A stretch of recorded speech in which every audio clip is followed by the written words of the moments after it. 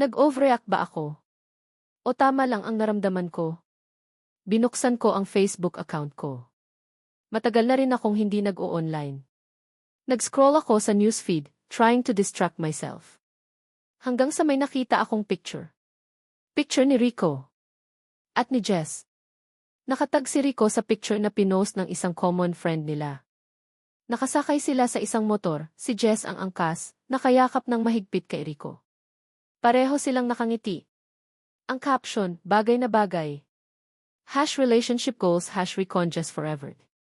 Parang sinaksak ang puso ko. Ang sakit. Ang hapdi. So, totoo nga. May relasyon sila. At ang mas masakit, matagal na? Kaya pala ang daming nakakaalam. Kaya pala may #recon Jess forever pa. Ako pala yung other woman. Ako yung panakipbutas. Ako yung pinaglalaruan lang. Sunod-sunod na tumulo ang mga luha ko. Hindi ko na mapigilan. Ang sakit-sakit. Yung tiwalang unti-unti kong ibinibigay, parang winasak lang niya sa isang iglap. Yung pag-asang nabuo sa puso ko, biglang naglaho. Ang mga banat niya. Ang mga ngiti niya. Ang mga tingin niya. Ang halik niya. Lahat yun kasinungalingan lang pala? Kinuha ko ang cellphone ko. Nag-type ako ng message para sa kanya. Puno ng galit, puno ng sakit. Nakita ko na ang picture niyo ni Jess. Ang galing mong magpanggap, Rico. Akala ko, totoo ka na. Akala ko, iba ka. Pero isa ka lang din palang manloloko. Huwag ka nang magpapakita sa akin kahit kailan. Tapos na tayo kahit hindi naman talaga naging tayo. Pagka-send ko ng message, binlock ko agad ang number niya. Binlock ko rin siya sa Facebook. Ayoko nang makita pa ang pagmumukha niya. Ayoko nang marinig pa ang boses niya. Umiyak ako nang umiyak hanggang sa makatulog ako. Pagod na pagod ang puso ko. Basag na basag. Kinabukasan, paggising ko, mugto ang mga mata ko. Ang bigat ng pakiramdam. Pumasok ako sa trabaho na parang zombie. Walang gana. Walang buhay. Nakita ako ni Sandra. Girl, anong nangyari sa'yo? Para kang pinagsakluban ng langit at lupa. Hindi ako sumagot. Pero alam niya na. Nakita niya ang lungkot sa mga mata ko. Niyakap niya ako. Okay lang yan, girl. Nandito lang ako. Sa yakap ni Sandra, mas lalo akong naiyak. Ang sakit. Ang sakit-sakit. Bakit kailangang mangyari to sa akin? Akala ko, eto na. Akala ko, siya na. Pero hindi pala. Ang dating kilig, napalitan na ng matinding sakit. Ang dating pag-asa, napalitan na ng kawalan ng pag-asa. Ang dating pagmamahal na nagsisimula pa lang, napalitan na ng galit. Ang lamat sa tiwala, mahirap nang ayusin. Minsan, kahit anong pilit, hindi na talaga maibabalik sa dati. At sa pagkakataong ito, hindi ko alam kung kaya ko pa bang magtiwala ulit. Hindi lang sa kanya, kundi sa pag-ibig mismo. Parang binagsakan ako ng langit at lupa nang mabasa ko ang text ni Malia. Picture. Anong picture? Si Jess. Manloloko. Hindi ko maintindihan. Sinubukan ko siyang tawagan pero nakablock na ako. Sa Facebook, ganoon din ano bang nangyayari. Halos hindi ako nakatulog kakaisip. Anong nagawa ko? Bakit bigla siyang nagalit ng ganito? Noong linggo sa park, nagtampo siya dahil kay Jess, pero hindi naman ganito kalala. May iba pa bang nangyari? Kinaumagahan, pagod ang isip at katawan ko, pero kailangan kong malaman ang totoo. Pinuntahan ko ang opisina nila Malia. Nagbabaka sakaling makausap ko siya, kahit saglit lang. Nakita ko si Sandra sa lobby. Nilapitan ko agad. Sandra, si Malia? Kailangan ko siyang makausap. Desperado na ang boses ko. Tiningnan ako ni Sandra ng may awa. Rico, wala siya. Nag-leave. At sa tingin ko, mas mabuting huwag mo na muna siyang guluhin. Pero bakit? Anong nangyari? May picture daw kaming nakita niya ni Jess D. Nagbuntong hininga si Sandra. Nakita ko yung picture na sinasabi niya. Sa Facebook. Nakatag ka. Kayong dalawa ni Jess, ang sweet niyo sa motor. May caption pang #relationship goals. Natigilan ako. Picture namin ni Jess sa motor. Ah, yung kuha ni Mark, yung kabarkada namin, noong 1 buwan pa yon. Nag-joyride kami papuntang Antipolo, kasama ang buong barkada. Si Jess, sumabay lang sa akin kasi walang ibang motor na bakante. Yung caption. Kalokohan lang yon ni Mark. Alam naman ng lahat na magpinsan lang kami ni Jess. Sandra, pinsan ko lang si Jess. Kalokohan lang yung picture at caption na iyon. Pakisabi naman kay Malia, oh. Please. Nagmamakaawa na ako. Ang sakit isiping nasasaktan ko siya nang hindi ko alam. Umiling si Sandra. Pasensya na, Rico. Pero sa ngayon, kailangan niya ng space. Sobrang nasaktan siya. Akala niya, niloloko mo lang siya. Parang may sumuntok sa dibdib ko. Ang tanga-tanga ko. Dapat pala, ipinakita ko na lang sa kanya yung text ni Jess noon. Dapat pala, mas naging transparent ako. Ngayon, huli na ang lahat. Umuwi akong bagsak ang balikat. Pakiramdam ko, ako ang pinakagagong lalaki sa buong mundo. Ang babaeng nagsisimula ko ng mahalin, nasaktan ko ng sobra dahil sa isang maling akala, dahil sa kapabayaan ko. Malia. Ilang araw na akong nagkukulong sa kwarto. Nag-leave ako sa trabaho. Ayokong makita ni Numan. Ayokong makipag-usap. Gusto ko lang mapag-isa. Gusto ko lang umiyak hanggang sa maubos ang luha ko. Si nanay, laging kumakatok sa pinto, nag-aalala. Nagdadala ng pagkain pero wala akong ganang kumain. Ang tanging kasama ko lang ay ang unan kong basang-basa na ng luha at ang mga alaala ni Rico na pilit kong binubura sa isip ko, pero lalong tumitindi. Ang sakit. Parang dinudurog ang puso ko sa bawat paghinga. Bakit ang dali niyang sirain ang tiwala ko? Bakit ang dali niyang paglaruan ang damdamin ko? Isang hapon, habang nakatulala ako sa bintana, pinagmamasdan ang pagbagsak ng ulan na parang nakikisimpatya sa kalungkutan ko, biglang may kumatok ulit. Anak, may bisita ka, sabi ni nanay mula sa labas ng pinto. Nay, ayoko pong makipag-usap kahit kanino, mahina kong sagot. Kahit si Jess. Natigilan ako. Si Jess. Anong ginagawa niya dito? Dahan-dahan akong bumangon. Binuksan ko ang pinto. Nakatayo doon si Jess, may dalang isang maliit na paper bag, ngumiti siya ng tipid. Isang ngiting parang humihingi ng tawad. Hi, Malia. Pwede ba tayong mag-usap, mahinahon niyang tanong. Hindi ako sumagot agad. Tinitigan ko lang siya. Ang babaeng dahilan ng lahat ng sakit na nararamdaman ko ngayon. Pero sa mga mata niya, wala akong makitang kahit anong masamang intensyon. Sa halip, nakikita ko ang pag-aalala. Pinapasok ko siya. Naupo kami sa sala. Si nanay nagtimpla ng juice.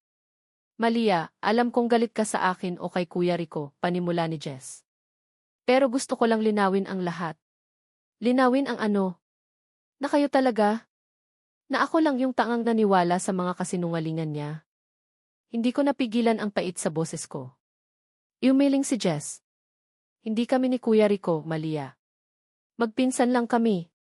Close kami, pero hanggang doon lang yon. Pero yung picture. Yung caption. Yung picture, kuha yon noong nag-antipolo kami ng barkada. Napilitan lang akong umangkas sa kanya, kasi puno na yung ibang motor. Yung caption, kalokohan lang yon ni Mark, yung isa pa naming kaibigan. Alam nilang lahat na magpinsan kami. Parang biglang huminto ang mundo ko. Magpinsan lang sila. Kalokohan lang ang lahat.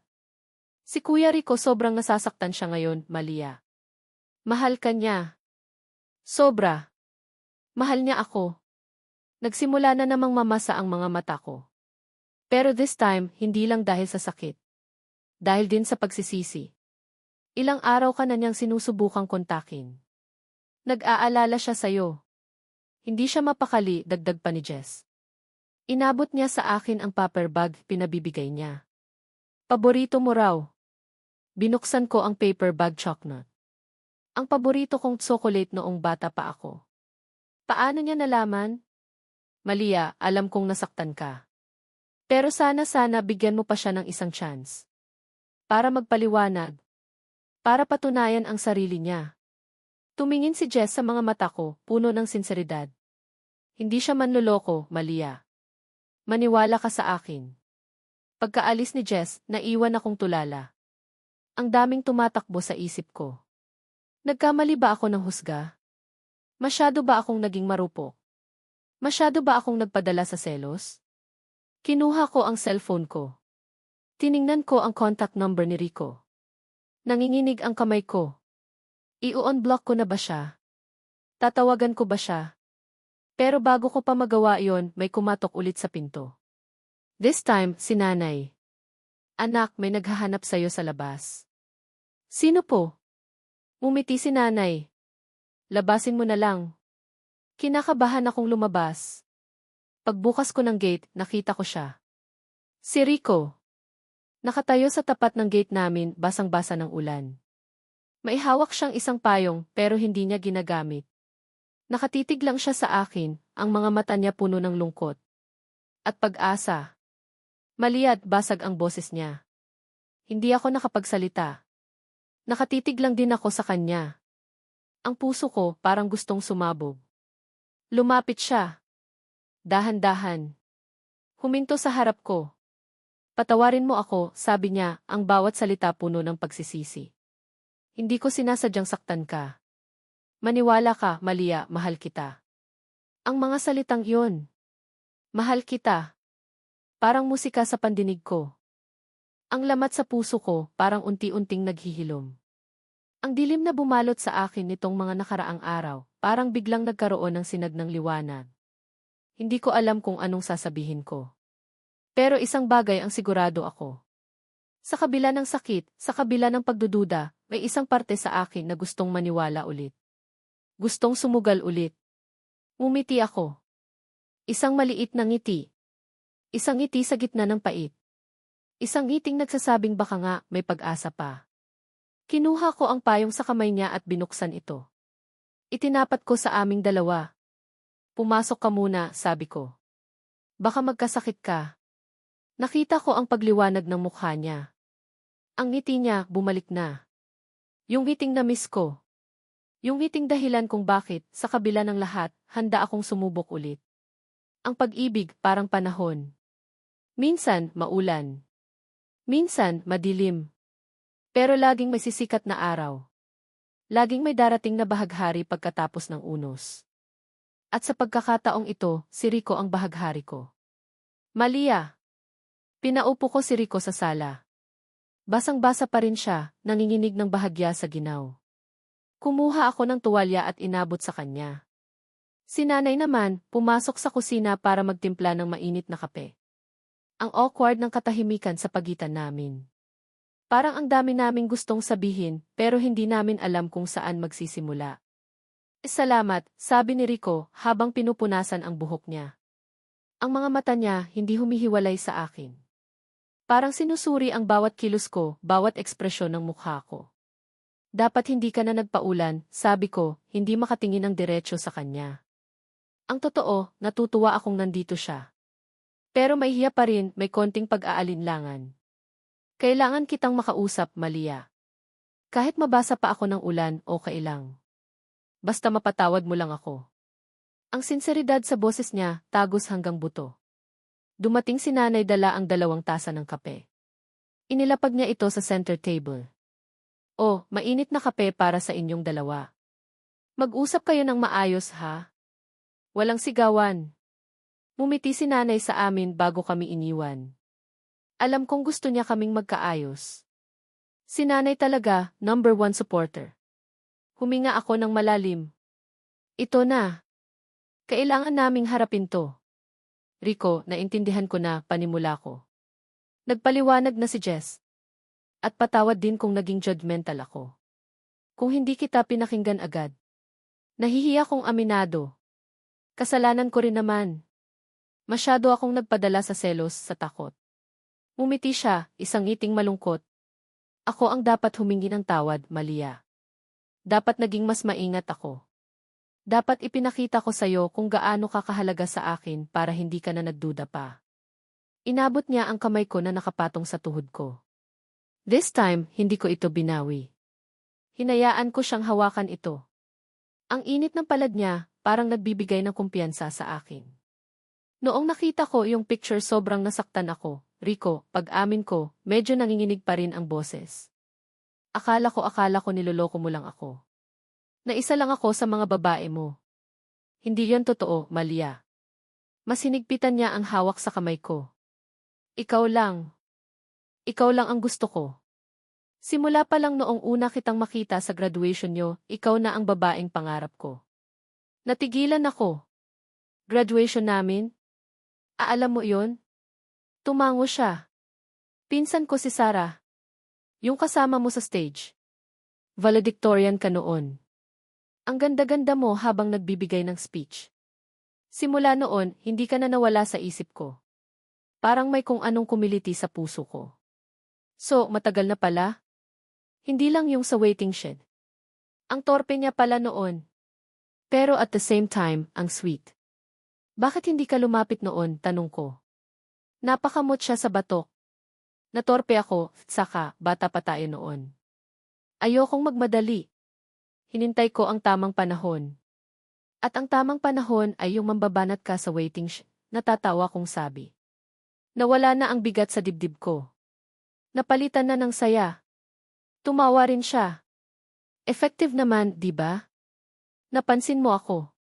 Napansin nga kita. At muntik na kitang isumpa, biro ko. Pero heto tayo ngayon, nag-uusap. Nagkakaintindihan. Tumingin siya ng diretso sa mga mata ko. Malia, patawarin mo na ako. Please. Bigyan mo pa ako ng isang pagkakataon. Pangako, hindi ko nasasayangin. Patutunayan ko sa'yo na seryoso ako. Ang mga mata niya, nangungusap. Puno ng pagmamakaawa, puno ng pagmamahal. Sino ba naman ako para tumanggi? Sino ba naman ako para ipagkait ang isang pag-asang unti-unti nang nabubuo ulit sa puso ko? Tumango ako. Rico. Pinapatawad na kita.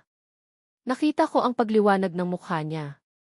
Ngumiti siya ng pagkalaki-laki, parang nanalo sa loto. Niyakap niya ako ng mahigpit. Yung yakap na parang ayaw na akong pakawalan. Niyakap ko rin siya pabalik.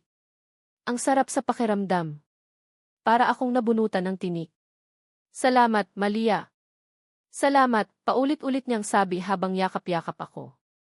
Nang maghiwalay kami sa yakap, pareho kaming nakangiti. Ang gaan-gaan ng pakiramdam. Parang bumalik lahat ng kilig na naramdaman ko noon, pero this time, mas matindi. Mas totoo. Ininom namin ang kape na tinimpla ni nanay. Nagkwentuhan pa kami. Tungkol sa mga nangyari nitong mga nakaraang araw. Tungkol sa mga plano namin. Tungkol sa amin. So, ano na tayo ngayon? Tanong niya, may halong kaba at pag-asa sa boses. Ngumiti ako. Hindi pa tayo. Pero nanliligaw ka pa lang. Pakipot muna. Konti lang. Tumawa siya. Okay lang. Kahit gaano katagal, maghihintay ako. Basta sa huli, tayo pa rin. Ang cheesy mo, sabi ko, pero kinikilig ako. Cheesy man sa paningin mo, totoo naman ang nararamdaman ko. Kinindatan niya ako. Hinatid niya ako hanggang sa gate noong pauwi na siya. Hindi na umuulan pero medyo madilim na. Mag-iingat ka, sabi ko. Lagi naman basta para sa'yo. Isa na namang banat. Napailing na lang ako pero nakangiti. Bago siya tuluyang umalis, lumapit siya ulit. Akala ko hahalikan niya ulit ako. Pero sa noo lang. Isang mabilis pero maalagang halik. Good night, Malia. Mahal kita. Mahal din kita, Rico. This time, hindi na ako nag-atubiling sabihin ito. Dahil totoo. Dahil iyon ang nararamdaman ko. Pinanood ko siyang maglakad palayo hanggang sa mawala siya sa kanto. Napahawak ako sa noo ko, sa lugar kung saan niya ako hinalikan. Napangiti ako. Ang dating lamat sa tiwala, unti-unti nang naghihilom. Ang dating sakit, napapalitan na ng saya. Ang dating pagdududa, napapalitan na ng pagtitiwala. Mahirap ang pinagdaanan namin. Masakit. Pero siguro, kailangan naming pagdaanan iyon para mas tumibay kami. Para mas ma-appreciate namin ang isa't isa.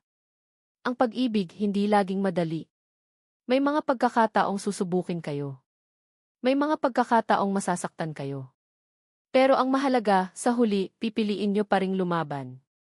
Pipiliin nyo pa ring magmahalan. At kami ni Rico handa na kaming lumaban. Handa na kaming muling ibangon ang pag-ibig na nasimulan namin, ang pag-ibig na muntik nang mawala, pero ngayon mas matatag na. Mas totoo na. Ang kape naming dalawa, simbolo ng bagong simula. Isang simula na puno ng pag-asa, puno ng pagmamahal, at puno ng pangakong hindi na kami bibitaw. Malia. Lumipas ang ilang buwan. Ang panliligaw ni Rico mas lalong tumamis. Hindi na yung puro banat lang, kundi yung may kasamang gawa. Dinadalaw niya ako sa bahay, kinakausap si nanay, tinutulungan sa mga gawaing bahay. Nakikipagkwentuhan kay tatay na umuwi galing probinsya para sa Pasko, tungkol sa basketball at kung ano-anong kalokohan ng mga lalaki. Naging parte na siya ng pamilya namin. Ang mga date namin, simple lang. Minsan, manonood ng sunset sa May Rojas Boulevard, kumakain ng fishball at kikiam. Minsan, maglalakad-lakad lang sa park, magkukwentuhan tungkol sa araw namin. O kaya naman, sasakay kami ng jeepney, walang partikular na destinasyon, basta magkasama lang.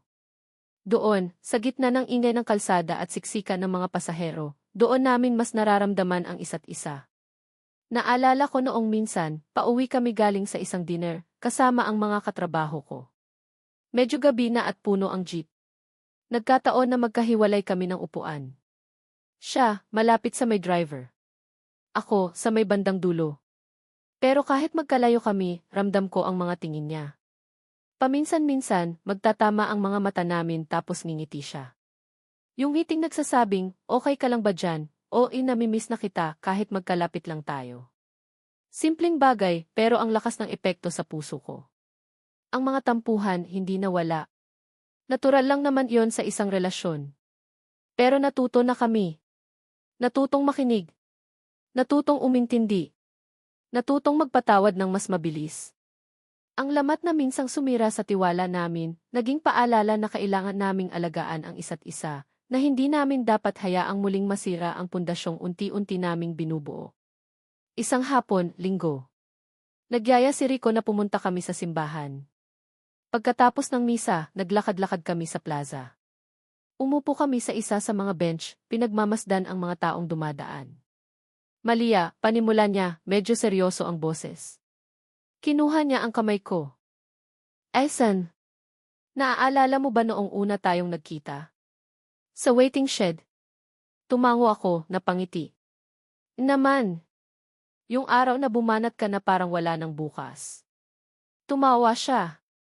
Siraulo ka talaga. Huminga siya ng malalim. Alam mo, noong araw na yon, alam ko na. Alam ko nang ikaw na yung babaeng matagal ko nang hinihintay. Tumingin ako sa kanya, nakikita ko ang sinseridad sa mga mata niya. Ang pagmamahal. Hindi naging madali ang lahat, Malia. Marami tayong pinagdaanan. Nasaktan kita. Nasaktan mo ako. Pero sa kabila ng lahat, heto pa rin tayo. Mas matatag. Mas nagmamahalan. Hinawakan niya ang magkabilang pisngi ko. Malia, hindi ako perpektong tao. Marami akong pagkukulang.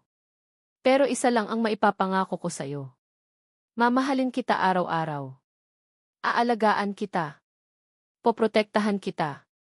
Hinding-hindi kita iiwan. Nagsimula ng mamasa ang mga mata ko. Ang mga salita niya, parang pinapawi lahat ng takot, lahat ng alinlangan na natitira pa sa puso ko. Rico G.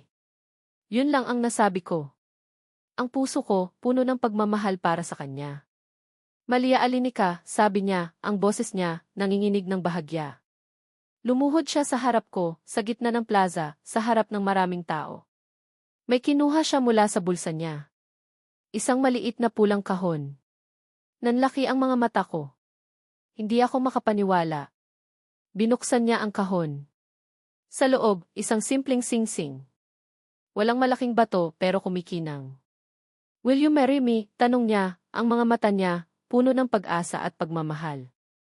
Ang mga tao sa paligid, nagsimula ng magbulungan, maghiyawan.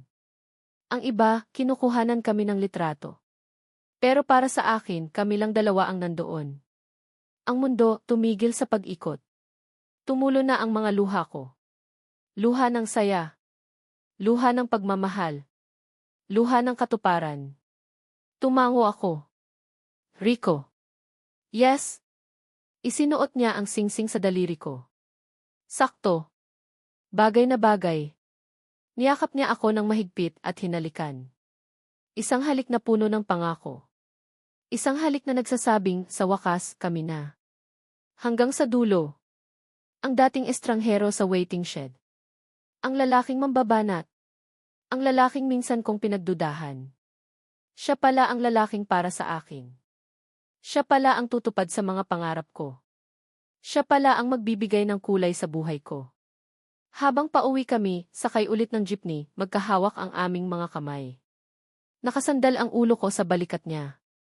Ang puso ko, payapa. Masaya. Buo. Miss, kape ka ba? Bulong niya sa tainga ko. Napangiti ako. Bakit na naman? Kasi sa bawat higop, lalo akong nahuhulog sa'yo.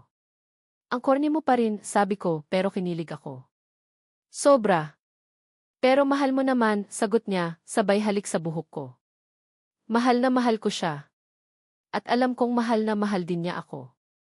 Ang pag-ibig namin parang biyahe sa jeepney. Minsan, ma-traffic. Minsan, siksikan.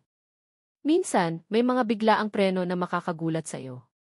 Pero ang mahalaga, sa bawat pag-ikot ng gulong, sa bawat paghinto at pag-arangkada, magkasama kami. Magkahawak kamay. Haharapin ang anumang pagsubok. Patungo sa isang destinasyon na puno ng pagmamahal, pag-unawa at pangakong panghabang buhay. Ang paghihilom, hindi madali. Pero possible. Ang tiwala, kapag nasira, mahirap ibalik. Pero kapag naibalik, mas lalong tumitibay.